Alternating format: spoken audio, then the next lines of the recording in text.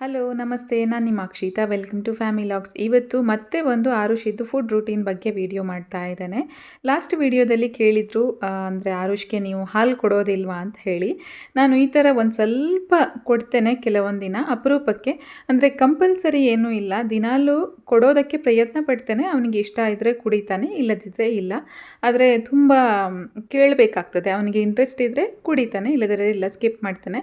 ಎದ್ದಾಗ ನಾನು ಹೆಚ್ಚಾಗಿ ನೀರು ಕೊಡ್ತೇನಲ್ವ, ಅದರಲ್ಲೇ ಅವನಿಗೆ ಸ್ವಲ್ಪ ಬಾಯಾರಿಕೆ ಎಲ್ಲ ಕಡಿಮೆ ಆಗುತ್ತೆ. ಮತ್ತು ಜಾಸ್ತಿ ಗ್ಯಾಪ್ ಕೊಡೋದಿಲ್ಲ. ಆವಾಗಲೇ ನಾನು ಅವನಿಗೆ ಬೆಳಗಿನ ತಿಂಡಿ ಕೊಡ್ತೇನೆ. ಹಾಗಾಗಿ ಅವನಿಗೆ ಅದೇ ಅಭ್ಯಾಸ ಆಗಿದೆ. ಹಾಲು ಕುಡಿದು ಎದ್ದ ತಕ್ಷಣ ಈ ಥರ ಹಾಲು ಕುಡ್ದು ಅಷ್ಟೊಂದು ಅಭ್ಯಾಸ ಇಲ್ಲ. ನಾನಿವತ್ತು ತುಂಬ ಫೋರ್ಸ್ ಮಾಡಿದ್ದಕ್ಕೆ ತಗೊಂಡು ಪಾಪ ಸ್ವಲ್ಪ ಕುಡ್ದ ಅಷ್ಟೇ, ಇಲ್ಲದಿದ್ದರೆ ಇಲ್ಲ. They peer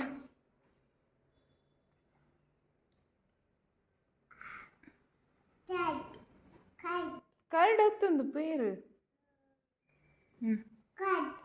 curd ಹತ್ತಿಯಾ milk they. ಕೆಲವೊಂದು ಸಲ ನಾನೊಂದು 9:30 ಅಷ್ಟೊತ್ತಿಗೆ ಕೊಡ್ತೇನೆ ಬೆಳಗ್ಗೆ. ಅಂದರೆ ಅವನಿಗೊಮ್ಮೆ ತಿಂಡಿ ಎಲ್ಲ ತಿಂದು ಮತ್ತೆ ಒಂದು ಸ್ವಲ್ಪ ಬಾಯಾರಿಕೆ ಆಗುವ ಹಾಗೆ ಆಗುತ್ತಲ್ವ, ಆ ಟೈಮಲ್ಲಿ ಕೆಲವೊಂದು ಸಲ ಕೊಡ್ತೇನೆ. ಆವಾಗ ಕುಡಿತಾನೆ. ಅದು ಕೂಡ ಇಷ್ಟೇ ಕೊಡೋದು ನಾನು. ಬೆಳಗ್ಗೆ ಮತ್ತು ಸಂಜೆ ಒಂದು 20 ml 30 ml ವರೆಗೆ ಕೊಡೋದಕ್ಕೆ ಪ್ರಯತ್ನ ಪಡ್ತೇನೆ ಅಷ್ಟೇ, ಫೋರ್ಸ್ ಏನು ಮಾಡೋದಿಲ್ಲ.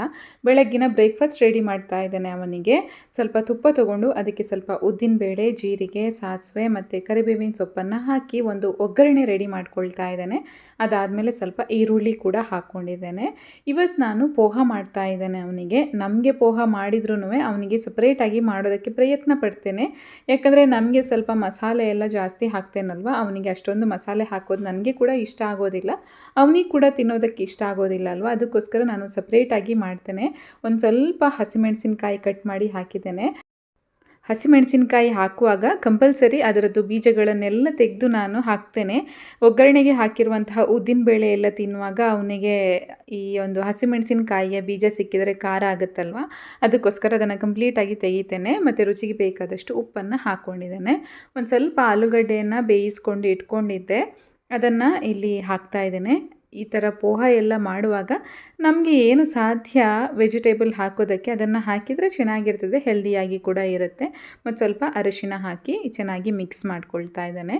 ಇನ್ನು ನಾರ್ಮಲಾಗಿ ಪೋಹ ಏನು ಸಿಗುತ್ತೆ, ತಿಕ್ ಪೋಹ ಯೂಸ್ ಮಾಡಬೇಕಾಗ್ತದೆ ಇದಕ್ಕೆ. ಅದನ್ನು ನೀರಲ್ಲಿ ಹಾಕಿ ಸ್ವಲ್ಪ ವಾಶ್ ಮಾಡೋದು, ನೆನೆಸಿಟ್ಕೊಳ್ಳೋದು, ಯಾವ ಥರ ನಾವು ಮಾಡ್ಕೊಳ್ತೇವೆ ಅದೇ ಥರ ಮಾಡಿಕೊಂಡು ಅದನ್ನು ಇನ್ನು ಅದೇ ಬಾಣಲೆಗೆ ಹಾಕಿದ್ರಾಯಿತು. ಒಂದು ಸ್ವಲ್ಪ ಮಿಕ್ಸ್ ಮಾಡ್ಕೊಂಡ್ರಾಯಿತು. ನಮ್ಗೆ ಗೊತ್ತಿರುತ್ತಲ್ವ, ಒಂದು ಸ್ವಲ್ಪ ಮಿಕ್ಸ್ ಮಾಡಿ 1-2 ನಿಮಿಷ ಹಾಗೆ ಲೋ ಫ್ಲೇಮಲ್ಲಿ ಇಟ್ಕೊಂಡ್ರೆ ಕುಕ್ ಆಗಿರುತ್ತೆ. ಮತ್ತು ನಾನು ಹಸಿಮೆಣಸಿನ್ಕಾಯಿಯನ್ನು ತೆಗಿತಾ ಇದ್ದೇನೆ. ಅವನಿಗೆ ಬೈ ಮಿಸ್ಟೇಕ್ ಆಗಿ ಸಿಕ್ಕಿದರೆ ಖಾರ ಆಗಬಾರ್ದಲ್ವ. ಮಕ್ಕಳಿಗೆ ಇಷ್ಟ ಆಗುವ ಹಾಗೆ ನಾವು ಕುಕ್ ಮಾಡಿ ಕೊಡಬೇಕಷ್ಟೇ, ಇಷ್ಟಪಟ್ಟು ಅವರು ಖಂಡಿತವಾಗಿಯೂ ತಿಂತಾರೆ.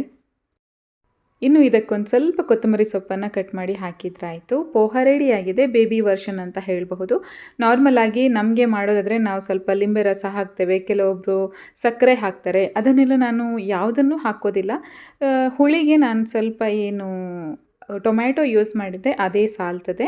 ಮತ್ತು ನಾನು ಸಿಹಿ ಬರೋದಕ್ಕೆ ನಾನು ಆಲೂಗಡ್ಡೆ ಹಾಕಿದ್ನಲ್ವ, ಅದನ್ನೇ ಸ್ವಲ್ಪ ಜಾಸ್ತಿ ಹಾಕಿದ್ನಲ್ವ, ಹಾಗಾಗಿ ಸಾಲುತ್ತೆ. ಅದರದ್ದೇ ಸಿಹಿ ಅಂಶ ಕೂಡ ಬಂದಿರುತ್ತೆ. ನಾವು ಮಕ್ಕಳಿಗೆ ಕುಕ್ ಮಾಡುವಾಗ ಸ್ವಲ್ಪ ಅವರೊಂದು ಏಜಿಗೆ ಬರುವವರೆಗೆ ನಾವು ಸ್ವಲ್ಪ ಪ್ರಯತ್ನ ಪಟ್ಟು ಬೇರೆ ಬೇರೆ ಥರ ಕುಕ್ ಮಾಡಬೇಕಷ್ಟೆ. ನಾವೊಂದು 4 ವೆರೈಟೀಸ್ ಕುಕ್ ಮಾಡಿ ಹಾಕುವಾಗ ಅಟ್ಲೀಸ್ಟ್ ಒಂದಾದರೂ ಅವರಿಗೆ ಇಷ್ಟ ಆಗಿರುತ್ತೆ. ಅದನ್ನು ನಾವೊಂದು ನೋಟ್ ಮಾಡಿ ಇಟ್ಕೊಂಡ್ರಾಯಿತು. ಯಾವುದು ಇಷ್ಟ ಆಗಲಿಲ್ಲ ನೋಡಿ, ಅದಕ್ಕೆ ಒಂದು ಸ್ವಲ್ಪ ಗ್ಯಾಪ್ ಕೊಟ್ಟು ಒಂದು 15 ದಿನದ ನಂತರ ಅಥವಾ ಒಂದು 2-3 ವಾರದ ನಂತರ ಮತ್ತೆ ಅದನ್ನು ಕುಕ್ ಮಾಡಿ ಕೊಟ್ಟು ನೋಡಬಹುದು, ಇವಾಗ ಮಕ್ಕಳಿಗೆ ಇಷ್ಟ ಆಗ್ತದಾ ಇಲ್ವಾ ಅಂತ ಹೇಳಿ. ಕೆಲವೊಮ್ಮೆ ಮಕ್ಕಳು ಅಂದರೆ ನನಗಿದು ಬೇಡ ಅಂತ ಒಂದು ದಿನ ಹೇಳ್ತಾರೆ, ಒಂದು 4 ದಿನ ಆದಮೇಲೆ ಅವರು ತನ್ನಷ್ಟಕ್ಕೆ ಅದನ್ನು ತಿನ್ನೋದಕ್ಕೆ ಕೂಡ ಸ್ಟಾರ್ಟ್ ಮಾಡ್ತಾರೆ. ಒಂದು ಸಲ ಬೇಡ ಅಂತ ಹೇಳಿದರೆ ಮತ್ತು ಜೀವನ ಪೂರ್ತಿ ತಿನ್ನೋದೇ ಇಲ್ಲ ಅಂತ ನಾವು ಕೂಡ ಅನ್ಕೋಬಾರ್ದು. ಅಥವಾ ನಾವು ಯಾವುದೇ ಒಂದು ವಸ್ತುವನ್ನು ಕೊಡುವಾಗ ಓಕೆ ಇವನು ತಿನ್ನೋದಿಲ್ಲ, ಇವಳು ತಿನ್ನೋದಿಲ್ಲ, ಇವಳಿಗೆ ಹೀಗೆ ಮಾಡಿದರೆ ಆಗೋದಿಲ್ಲ ಅಂಥೇಳಿ ನಾವೇ ಅಸ್ಯೂಮ್ ಕೂಡ ಮಾಡ್ಕೊಳ್ಬಾರ್ದು. ಕಂಟಿನ್ಯೂಯಸ್ ಕೊಡಬಾರ್ದು ಸೇಮ್ ಥಿಂಗ್ಸನ್ನು. ಅಥವಾ ಅವರಿಗೆ ಇಷ್ಟ ಇಲ್ಲದನ್ನು ಕೂಡ ನೆಕ್ಸ್ಟ್ ಡೇ ಕೂಡ ಅದನ್ನೇ ಮಾಡಿ ನಾವು ಟೆಸ್ಟ್ ಮಾಡಬಾರ್ದು. ಒಂದು 2-3 ವಾರ ಆದಮೇಲೆ ಒಮ್ಮೆ ಚೆಕ್ ಮಾಡಬೇಕು. ಇನ್ನೊಂದು ಪಾಯಿಂಟ್ ಇಲ್ಲಿ ಹೇಳ್ತೇನೆ, ಕೆಲವೊಮ್ಮೆ ಮಕ್ಕಳಿಗೆ ಇಷ್ಟ ಇರುವಂತಹ ವಸ್ತುವನ್ನು ನಾವು 4 ದಿನ ಕೊಡಲಿಲ್ಲ ಅಂದರೆ ಅವರಿಗೆ ಆ ಟೇಸ್ಟ್ ಕೂಡ ಮರ್ತು ಹೋಗುವಂತಹ ಚಾನ್ಸಸ್ ಕೂಡ ಇರುತ್ತೆ. ಸೊ ಅದನ್ನು ನಾವು ನೋಡಿಕೊಂಡು ಮಾಡಿದ್ರಾಯಿತು. ಎಲ್ಲ ದಿನದ ಥರನೇ ಬೆಳಗ್ಗಿನ ತಿಂಡಿಯಾಗಿ ಒಂದು ಸ್ವಲ್ಪ ಹೊತ್ತು ಆಟ ಆಡ್ತಾನೆ. ಕಂಪಲ್ಸರಿ ಇದೇ ಆಟ, ಅದೇ ಆಟ ಅಂತ ಏನೂ ಇಲ್ಲ. ಅವನಿಗೆ ಯಾವುದರಲ್ಲಿ ಇಂಟ್ರೆಸ್ಟ್ ಇದೆ ಅದನ್ನು ಕೊಡ್ತೇನಷ್ಟೇ. ಅಲ್ಲೇ ಒಂದು ಪಝಲ್ ಇತ್ತು, ಸೊ ಅದನ್ನೇ ಅವನೇ ಎತ್ಕೊಂಡು ಆಟ ಆಡ್ತಾ ಇದ್ದಾನೆ. ನಾನು ಕೂಡ ಅದಕ್ಕೆ ಸ್ವಲ್ಪ ಟೈಮನ್ನು ಕೊಡ್ತಾ ಇದ್ದೇನೆ. ಈ ಏಜಿನ ಮಕ್ಕಳಿಗೆ ಅಂದರೆ ಕೆಲವೊಮ್ಮೆ ಪೇಷನ್ಸ್ ಇರುತ್ತೆ ಇಷ್ಟೊಂದು ಹಾಕೋದಕ್ಕೆ, ಕೆಲವೊಂದು ಸಲ ಪೇಷನ್ಸ್ ಇರೋದಿಲ್ಲ. ಕೆಲವೊಂದು ಮಕ್ಕಳು ಅಂದರೆ ಒಂದೊಂದು ಥರದ್ದು ಗೇಮ್ ಅವರಿಗೆ ಇಷ್ಟ ಆಗುತ್ತೆ. ಕೆಲವೊಂದು ಮಕ್ಕಳಿಗೆ ಓಡಾಡ್ಕೊಂಡು ಆಟ ಆಡೋದು ಇಷ್ಟ ಆಗುತ್ತೆ. ಕೆಲವೊಂದು ಮಕ್ಕಳಿಗೆ ಈ ಥರ ಕುತ್ಕೊಂಡು ಆಟ ಆಡೋದು ಇಷ್ಟ ಆಗುತ್ತೆ.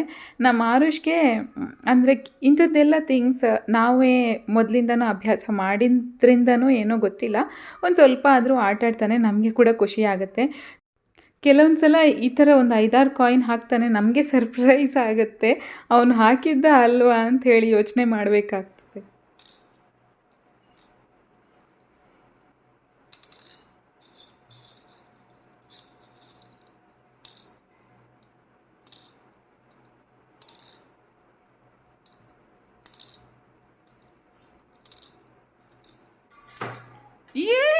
ಸೂಪರ್ ಆರುಷ್. ಇನ್ನು ಮಿಡ್ ಮಾರ್ನಿಂಗ್ ಟೈಮ್, ಈ ಟೈಮಲ್ಲಿ ನಾವು ನಾರ್ಮಲಾಗಿ ಸ್ನ್ಯಾಕ್ಸ್ ಕೊಡ್ತೇವಲ್ವ. ಮಕ್ಕಳು ಒಂದು 8 ತಿಂಗಳು ಆದಮೇಲೆ ನಾವು ನಾರ್ಮಲಾಗಿ 3 ಮೀಲ್ಸ್ ಮತ್ತು 2 ಸ್ನ್ಯಾಕ್ಸ್ ಕೊಡೋದೇ ಅಭ್ಯಾಸ ಅಲ್ವಾ. ಸೊ ಅದನ್ನೇ ಕಂಟಿನ್ಯೂ ಮಾಡ್ತಾ ಇದ್ದಾನೆ ಆವಾಗಿಂದಲೂ. ಮಧ್ಯ ಮಧ್ಯೆ ಇನ್ನೂ ಜಾಸ್ತಿ ಬೇಕಂದರೆ ನಾನು ಅವನಿಗೆ ಕೊಡೋದು ಫ್ರೂಟ್ಸ್ ಮಾತ್ರ, ಮತ್ತೇನು ಜಾಸ್ತಿ ಹೊರಗಡೆಯಿಂದ ತಂದಿರುವಂತಹ ಬಿಸ್ಕೆಟ್ಸ್ ಅದು ಇದು ಅಂತ ಕೊಡೋದಿಲ್ಲ. ಇವತ್ತೊಂದು ಎಳ್ನೀರಿತ್ತು. ಎಳ್ನೀರು ನಾನು ಅವನಿಗೆ ಫುಲ್ ಕೊಡೋದಿಲ್ಲ, ಒಂದು ಸ್ವಲ್ಪ ಗ್ಲಾಸಲ್ಲಿ ಹಾಕಿ ಫಸ್ಟಿಗೆ ಕೊಡ್ತೇನೆ. ಅವನಿಗೆ ಇನ್ನೂ ಬೇಕಾದರೆ ಅವನೇ ಕೇಳ್ತಾನೆ. ಈ ಏಜಿಗೆ ಬಂದಮೇಲೆ ಮಕ್ಕಳಿಗೆ ಗೊತ್ತಾಗುತ್ತೆ ಬೇಕಾ ಬೇಡವಾ ಅಂತ ಹೇಳಿ. ಸೊ ಅವರೇ ಕೇಳೋದಕ್ಕೆ ಸ್ಟಾರ್ಟ್ ಮಾಡಿ ಇಡ್ತಾರೆ. ನಮಗೇನು ಅಷ್ಟೊಂದು ಕಷ್ಟ ಆಗೋದಿಲ್ಲ. ಅದಕ್ಕಿಂತ ಮೊದಲು ಕೂಡ ನಾವು ಫೋರ್ಸ್ ಮಾಡದೆ ಒಂದೇ ಸಲ ತುಂಬ ಕೊಡದೆ ಸ್ವಲ್ಪ ಸ್ವಲ್ಪ ಕೊಟ್ಟರೆ ಅವ್ರಿಗೆ ಕೂಡ ಇಷ್ಟ ಜಾಸ್ತಿ ಆಗುತ್ತೆ. ಮತ್ತು ಸ್ವಲ್ಪ ಆಟ ಆಡಿ ಆದಮೇಲೆ ಮತ್ತೆ ಸ್ವಲ್ಪ ನಾವು ಕೊಟ್ಟರೆ ಮತ್ತೆ ತಿಂತಾರೆ. ಅದರದ್ದು ಗಂಜಿ ಏನಿರುತ್ತೆ ಅದನ್ನು ಕೂಡ ನಾನು ಅವನಿಗೆ ಕೊಡ್ತೇನೆ. ಇದನ್ನೆಲ್ಲ ನಾನು ಒಂದು ಅವನಿಗೆ 6-7 ಮಂತ್ಸ್ ಇರುವಾಗದಿಂದಲೇ ಸ್ಟಾರ್ಟ್ ಮಾಡಿದ್ದೇನೆ. ತುಂಬ ಖಂಡಿತವಾಗಿಯೂ ತುಂಬ ಕೊಟ್ಟಿದ್ದಲ್ಲ, ಒಂದು ಸ್ವಲ್ಪ ಸ್ವಲ್ಪ ಕೊಟ್ಟು ಸ್ಟಾರ್ಟ್ ಮಾಡಿದ್ದೇನೆ. 7 ಮಂತ್ಸಿಂದ ಕೊಟ್ಟಿದ್ದೇನೆ ಅನಿಸುತ್ತೆ ಈ ಎಳ್ನೀರನ್ನ ನಾನು ಅವನಿಗೆ.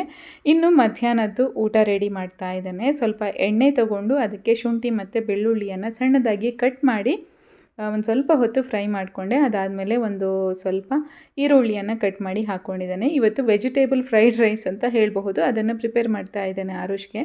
ಮತ್ತೊಂದು ಸ್ವಲ್ಪ ಟೊಮ್ಯಾಟೊವನ್ನು ಹಾಕ್ಕೊಳ್ತಾ ಇದ್ದೇನೆ. ಸ್ವಲ್ಪ ಉಪ್ಪು ಹಾಕಿ ಒಂದು ಸ್ವಲ್ಪ ಹೊತ್ತು ಸಾಫ್ಟ್ ಆಗೋವರೆಗೆ ವೆಯ್ಟ್ ಮಾಡ್ತಾ ಇದ್ದೇನೆ. ಅದಾದಮೇಲೆ ಕ್ಯಾರೆಟ್ ಮತ್ತು ಕ್ಯಾಪ್ಸಿಕಮ್, ಬೀನ್ಸನ್ನು ಹಾಕ್ಕೊಳ್ತಾ ಇದ್ದೇನೆ. ಇದೇ 3 ಬಗೆಯ ತರಕಾರಿಗಳನ್ನು ನಾನಿವತ್ತು ಯೂಸ್ ಮಾಡಿರೋದು. ಮತ್ತು ಸ್ವಲ್ಪ ಖಾರಕ್ಕೆ ಪೆಪ್ಪರ್ ಪುಡಿ ಯೂಸ್ ಮಾಡ್ತಾ ಇದ್ದೇನೆ ಅಷ್ಟೇ, ಬೇರೆ ಏನೂ ಹಾಕೋದಿಲ್ಲ. ವೆಜಿಟೇಬಲ್ ಫ್ರೈಡ್ ರೈಸ್ ಮಾಡಿ ಸುಮಾರು ದಿನ ಆಯಿತು ಆರುಷ್ಗೆ ಕೊಡೋದೆ. ಅವನಿಗೆ ಆ್ಯಕ್ಚುಲಿ ಇದು ಇಷ್ಟದ ರೆಸಿಪಿ. ತುಂಬ ಗ್ಯಾಪ್ ಆಗಿದ್ದರಿಂದ ಅವನು ಇಷ್ಟಪಟ್ಟು ತಿಂತಾನೋ ಇಲ್ವೋ ಅಂತ ಹೇಳಿ ಯೋಚನೆ ಮಾಡ್ತಾ ಇದ್ದಾನೆ.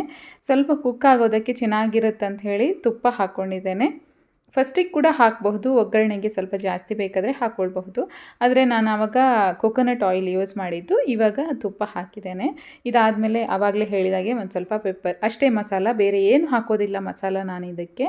ಇದಾದಮೇಲೆ ಒಂದು ಸ್ವಲ್ಪ ನೀರು ಹಾಕ್ಕೊಳ್ತಾ ಇದ್ದೇನೆ. ಯಾಕೆ ಗೊತ್ತಾ, ತರಕಾರಿ ಚೆನ್ನಾಗಿ ಕುಕ್ ಆದ್ರೇ ಮಕ್ಕಳಿಗೆ ತಿನ್ನೋದಕ್ಕೆ ಇಷ್ಟ ಆಗೋದು. ಮತ್ತು ನಾವು ಮಕ್ಕಳಿಗೆ ಕೊಡುವಾಗ ಅದು ಪ್ರಾಪರಾಗಿ ಕುಕ್ ಆಗಿದ್ರೇ ಅವರಿಗೆ ಡೈಜೆಷನ್ ಕೂಡ ತುಂಬಾ ಚೆನ್ನಾಗಾಗುತ್ತೆ. ಅಂದರೆ ತುಂಬ ಇರುತ್ತಲ್ವ, ಒನ್ ಬೈ ಒನ್ ತಿನ್ನೋದಾದರೆ ತರಕಾರಿ ಕೈಯಲ್ಲಿ ಇಟ್ಕೊಂಡು ಆವಾಗ ಸ್ವಲ್ಪ ಹಸಿ ಇದ್ರೂ ಪರವಾಗಿಲ್ಲ. ಆದರೆ ರೈಸ್ ಜೊತೆ ತಿನ್ನುವಾಗ ಅವರು ಒಂದೇ ಥರ ಅದನ್ನು ಜಗ್ದು ತಿನ್ನಬೇಕಂದ್ರೆ ತರಕಾರಿ ಅಷ್ಟೇ ಕುಕ್ ಆಗಿರಬೇಕು. ಇದಕ್ಕೆ ನಾನು ಸ್ವಲ್ಪ ಕುಕ್ ಮಾಡಿ ಇಟ್ಕೊಂಡಿರುವಂತಹ ಅನ್ನವನ್ನು ಹಾಕ್ಕೊಳ್ತಾ ಇದ್ದೇನೆ, ರೈಸ್. ಹಾಗೆ ಸ್ವಲ್ಪ ಮಿಕ್ಸ್ ಮಾಡಿ ಇನ್ನು ಕೊತ್ತಂಬರಿ ಸೊಪ್ಪನ್ನು ಹಾಕ್ಕೊಂಡ್ರಾಯಿತು. ಇವಾಗ ನೀವು ಸ್ವಲ್ಪ ಬೇಕಾದರೆ ತುಪ್ಪವನ್ನು ಹಾಕ್ಕೊಂಡು ಮಿಕ್ಸ್ ಮಾಡಬಹುದು, ತುಂಬ ಡ್ರೈ ಆಗಿದ್ದರೆ. ನನಗೇನು ಅಷ್ಟು ಡ್ರೈ ಅಂತ ಅನ್ನಿಸ್ಲಿಲ್ಲ, ಹಾಗಾಗಿ ತುಪ್ಪ ಹಾಕಲಿಲ್ಲ. ಮತ್ತು ನಿಮಗೆ ಇನ್ನೂ ಒಂದು ಇಷ್ಟ ಅಂದರೆ ಒಂದು ಡ್ರಾಪ್ ಅಷ್ಟು ಬೇಕಾದರೆ ಸೋಯಾ ಸಾಸ್ ಹಾಕಬಹುದು, ಅವರಿಗೆ ಫ್ಲೇವರ್ ಬೇಕು ಅಂತ ಇದ್ದರೆ. ಆದರೆ ನನಗೇನು ಅಷ್ಟು ಅದು ಇಂಪಾರ್ಟೆಂಟ್ ಅಂತ ಅನಿಸೋದಿಲ್ಲ ಯಾವಾಗಲೂ, ಅದಕ್ಕೋಸ್ಕರ ನಾನು ಯೂಸ್ ಮಾಡೋದಿಲ್ಲ. ಬಟ್ ಸ್ವಲ್ಪ ದೊಡ್ಡ ಏಜ್ನ ಮಕ್ಕಳಿಗಾದರೆ ನೀವು ಒಂದು ಡ್ರಾಪ್ ಸೋಯಾ ಸಾಸ್ ಹಾಕಿ ತುಂಬಾ ಚೆನ್ನಾಗಿರ್ತದೆ, ಅಂದರೆ ಅವರಿಗೆ ಇಷ್ಟ ಆಗುತ್ತೆ. ನಾನು ಇವತ್ತು ಯಾವುದೇ ಸಾಸನ್ನು ಯೂಸ್ ಮಾಡಲಿಲ್ಲ, ಟೊಮ್ಯಾಟೊ ಯೂಸ್ ಮಾಡಿದ್ದೆ. ಹಾಗಾಗಿ ಟೊಮ್ಯಾಟೊ ಸಾಸ್ ಅಂತೂ ಬೇಕಂತ ಇಲ್ಲ. ಕೆಲವೊಂದು ಸಲ ಮಕ್ಕಳು ನಾವು ಊಟ ತೊಗೊಂಡು ಹೋಗಿ ಕೊಟ್ಟ ತಕ್ಷಣ ಊಟ ಮಾಡೋದಕ್ಕೆ ಸ್ಟಾರ್ಟ್ ಮಾಡೋದಿಲ್ಲ, ಅಥವಾ ಏನೋ ಒಂದು ಯೋಚನೆ ಮಾಡ್ತಾ ಇರ್ತಾರೆ, ಗಮನ ಎಲ್ಲಿಯೋ ಇರುತ್ತೆ. ಆವಾಗ ನಮ್ಮಷ್ಟಕ್ಕೆ ನಾವು ಮಾತಾಡೋದು, ಅವನಿಗಿದು ಇಷ್ಟ ಇಲ್ಲ ಅನಿಸುತ್ತೆ, ಅವನು ತಿನ್ನೋದಿಲ್ಲ ಇವಾಗ ಅವನಿದನ್ನು ಕುಡಿಯೋದಿಲ್ಲ, ಅವನಿದನ್ನು ಕೆಳಗೆ ಹಾಕ್ತಾನೆ, ಇದನ್ನೆಲ್ಲ ನೆಲದ ಮೇಲೆ ಹಾಕ್ತಾನೆ, ಇವಾಗ ಹಂಗೆ ಮಾಡ್ತಾನೆ ಹಿಂಗೆ ಮಾಡ್ತಾನೆ. ನಮ್ಮಷ್ಟಕ್ಕೆ ನಾವು ಅಸ್ಯೂಮ್ ಮಾಡಿಕೊಂಡು, ಅಂದರೆ ನಾವು ಮನೆಯಲ್ಲಿ ನಾವು ಮಾತಾಡ್ಕೊಳ್ತಾ ಇದ್ದರೆ ಅದು ಮಕ್ಕಳು ಖಂಡಿತವಾಗಿಯೂ ಕೇಳಿ ಅದೇ ಥರ ಮಾಡುವಂತಹ ಚಾನ್ಸ್ ಕೂಡ ಇರುತ್ತೆ. So it's okay, take your time, ನೀನು ಸ್ವಲ್ಪ ಆರಾಮಾಗಿರೋ, ಅದನ್ನು ನೋಡು, ಅದರಲ್ಲಿ ಏನಿದೆ ನೋಡು, ಅದನ್ನು ಚೆಕ್ ಮಾಡೊಮ್ಮೆ, ತಿನ್ನು ಒಮ್ಮೆ, ಅದೊಮ್ಮೆ ಟೇಸ್ಟ್ ಮಾಡು, ಹೇಗಾಗಿದೆ ನೋಡಿ ಇವತ್ತಿನ ಫುಡ್. ಆ ಥರ ಏನಾದರೂ ಪಾಸಿಟಿವ್ ಆಗಿ ಮಾತಾಡಿದರೆ ಅವರಿಗೆ ಕೂಡ ಸ್ವಲ್ಪ ಇಂಟ್ರೆಸ್ಟ್ ಬರ್ತದೆ ತಿನ್ನೋದಕ್ಕೆ. ಸೊ ನಾನು ಇದನ್ನು ಯಾವತ್ತೂ ಫಾಲೋ ಮಾಡ್ತೇನೆ. ಅವನು 6 ಮಂತ್ಸ್ ಇರುವಾಗ ಅವನಿಗೆ ಇನ್ನೂ ತಿನ್ನೋದು ಏನಂತ ಗೊತ್ತಿಲ್ಲದ ಟೈಮಲ್ಲಿ ಕೂಡ ಅವನಿಗೆ ತಿನ್ನಿಸುವಾಗ ನಾನು ಹೇಳ್ತಾ ಇದ್ದೆ, ನೀನು ಇವತ್ತು ತಿನ್ನೋದು ಬನಾನಾ, ನೀನು ಇವತ್ತು ತಿನ್ನೋದು ಓಟ್ಸ್ ಅಂತ ಹೇಳಿ ಎಲ್ಲ. ಇದು ನಾನು ರಾತ್ರಿಯ ಊಟಕ್ಕೆ ರೆಡಿ ಮಾಡ್ತಾ ಇದ್ದೇನೆ. ಇವತ್ತು ಕ್ಯಾರೆಟ್ ಪರೋಟ ಮಾಡಿ ಕೊಡ್ತಾ ಇದ್ದೇನೆ ಅವನಿಗೆ. ಸ್ವಲ್ಪ ಆನಿಯನ್, ಟೊಮ್ಯಾಟೊ ಮತ್ತು ಸ್ವಲ್ಪ ಜೀರಿಗೆ ಮತ್ತು ಸ್ವಲ್ಪ ಪೆಪ್ಪರ್ ಪುಡಿ, ಉಪ್ಪು, ಅಷ್ಟೇ ಮಸಾಲ ಹಾಕಿರೋದು. ಕ್ಯಾರೆಟ್ ನಾನು ಅದಕ್ಕೆ ಯೂಸ್ ಮಾಡುವಾಗ ಅದನ್ನು ಸ್ವಲ್ಪ ಸ್ಟೀಮ್ ಮಾಡ್ಕೊಂಡಿದ್ದೇನೆ, ಕಂಪ್ಲೀಟ್ ಅಲ್ಲ, ಒಂದು ಸ್ವಲ್ಪ ಸ್ಟೀಮ್ ಮಾಡಿ ಹಾಗೆ ಸ್ವಲ್ಪ ಸ್ಮ್ಯಾಶ್ ಮಾಡ್ಕೊಂಡದ್ದು. ನಮಗೆ ಆ್ಯಕ್ಚುಲಿ ರಾತ್ರಿಗೆ ಚಪಾತಿ ಮಾಡ್ಕೊಂಡಿದ್ದೆ, ಚಪಾತಿ ಕೂಡ ಕೊಡ್ತೇನೆ ಅವನಿಗೆ, ಆದರೆ ಇವತ್ತು ಸ್ವಲ್ಪ ಕ್ಯಾರೆಟ್ ಕೊಡುವ ಅಂತ ಅನ್ನಿಸ್ತು. ಸೊ ಕ್ಯಾರೆಟ್ ಪರೋಟ ಮಾಡ್ಕೊಳ್ತಾ ಇದ್ದೇನೆ. ಒಂದು ಚಪಾತಿಯ ಉಂಡೆಯನ್ನು ಹಾಗೆ ಇಟ್ಟಿರ್ತೇನೆ, ಅವನಿಗೆ ಎಷ್ಟು ಬೇಕು ಅಷ್ಟು ಮಾಡಿ ಕೊಡ್ಬೋದು ಅಂತ ಹೇಳಿ. ಸ್ಟೀಮ್ ಮಾಡದೆ ತುರಿದು ಕೂಡ ಮಾಡಬಹುದು ಕ್ಯಾರೆಟ್, ಆದರೆ ನಮ್ಮ ಆರುಷ್ಗೆ ಅದನ್ನು ತುಂಬ ಚೆನ್ನಾಗಿ ಜಗ್ದು ತಿನ್ನೋದಕ್ಕೆ ಕಷ್ಟ ಆಗ್ತದೆ ಅಂತ ಹೇಳಿ ನನಗೆ ಅನ್ನಿಸ್ತದೆ. ಅದಕ್ಕೋಸ್ಕರ ನಾನು ಇನ್ನೂ ಅವನಿಗೆ ಈ ಥರನೇ ಕೊಡ್ತೇನೆ, ಅಂದರೆ ಸ್ಟೀಮ್ ಮಾಡಿ ಸ್ವಲ್ಪ ಮ್ಯಾಶ್ ಮಾಡಿ ಅದನ್ನು ಮಿಕ್ಸ್ ಮಾಡಿ ಹಾಕ್ತೇನೆ. ಕಂಪ್ಲೀಟಾಗಿ ಸಾಫ್ಟಾಗಿ ಮಾಡೋದಿಲ್ಲ, ಅವನಿಗೆ ಸ್ವಲ್ಪ ತಿನ್ನೋದಕ್ಕೆ ಸಿಕ್ಕಿದರೆ ಇಷ್ಟ ಆಗುತ್ತೆ. ಸೊ ಅವನಿಗೆ ಹೇಗೆ ಬೇಕು ಹಾಗೆ ರೆಡಿ ಮಾಡಿ ಕೊಡ್ತೇನೆ. ಇದಕ್ಕೆ ಸ್ವಲ್ಪ ಮಸಾಲ ಜಾಸ್ತಿ ಹಾಕೋದಾದರೆ ಹಾಕಬಹುದು, ಇವಾಗ ಕೊತ್ತಂಬರಿ ಸೊಪ್ಪಾಗಿರ್ಬೋದು ಅಥವಾ ಏನಾದರೂ ಬೇಕಂದರೆ ಹಾಕಬಹುದು. ನಾನೇನು ಹಾಕಲಿಲ್ಲ, ಆವಾಗಲೇ ಹೇಳಿದಾಗೆ ಜೀರಿಗೆ ಮತ್ತು ಸ್ವಲ್ಪ ಪೆಪ್ಪರ್ ಪುಡಿ, ಉಪ್ಪು ಅಷ್ಟೇ ಮಸಾಲ ಹಾಕಿರೋದು. ನೀನು ಪರೋಟದ ಥರ ಲಟ್ಟಿಸ್ಕೊಂಡ್ರೆ ಆಯಿತು. ಆ್ಯಕ್ಚುಲಿ ಸ್ವಲ್ಪ ತಿಕ್ಕಾಗಿ ಬರುತ್ತೆ, ಜಾಗ್ರತೆಯಾಗಿ ಲಟ್ಟಿಸ್ಕೊಳ್ಬೇಕಾಗ್ತದೆ.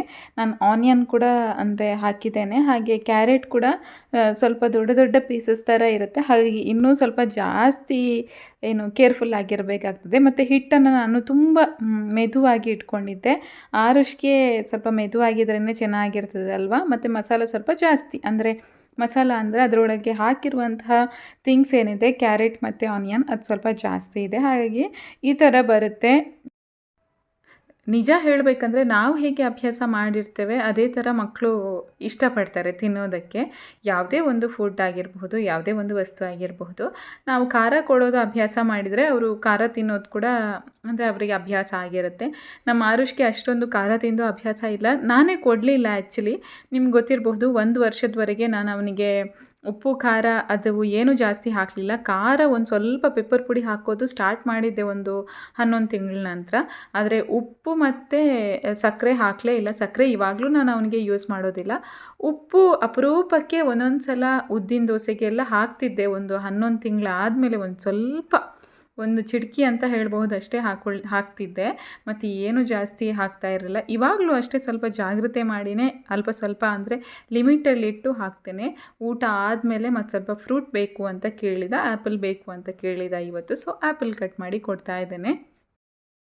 ಇವತ್ತು ಮಧ್ಯಾಹ್ನ ಊಟ ಆದಮೇಲೆ ಬನಾನಾ ಮತ್ತು ಆರೆಂಜ್ ತಿಂದಿದ್ದ, ಹಾಗಾಗಿ ರಾತ್ರಿ ನಾನು ಆ್ಯಪಲ್ ಕೊಡ್ತಾ ಇದ್ದೇನೆ. ಈ ಥರ ನಾನು ಫ್ರೂಟ್ಸ್ ಆಗಿರಬಹುದು ಅಥವಾ ಯಾವುದೇ ಒಂದು ತರಕಾರಿಗಳನ್ನು ಪ್ಲ್ಯಾನ್ ಮಾಡಿ ಬೆಳಗ್ಗೆ ಏನು ತಿಂದಿದ್ದಾನೆ, ಮಧ್ಯಾಹ್ನ ಏನು ತಿಂದಿದ್ದಾನೆ, ಹಾಗಾಗಿ ರಾತ್ರಿ ಏನು ಕೊಡ್ಬೋದು ಅಂತ ಹೇಳಿ ಯೋಚನೆ ಮಾಡಿ ಕೊಡ್ತೇನೆ. ಇಷ್ಟೇ ಇವತ್ತಿನ ಈ ವ್ಲಾಗನ್ನು ನಾನು ಇಲ್ಲಿಗೆ ಎಂಡ್ ಮಾಡ್ತಾ ಇದ್ದೇನೆ. ನೆಕ್ಸ್ಟ್ ವಿಡಿಯೋದಲ್ಲಿ ಸಿಗ್ತೀನಿ. ಅಲ್ಲಿವರೆಗೆ take care and bye bye. Bye bye ಬನ್ನಿ, ಬಾಯ್ ಬಾಯ್. ಹಾಂ, ಟುಮಾರೋ ತಿಕ್ಕುವ, ಬಾಯ್. ಹಾಂ, ಟುಮಾರೋ. ಹಾಂ, ಟುಮಾರೋ ತಿಕ್ಕುವ, ಬಾಯ್.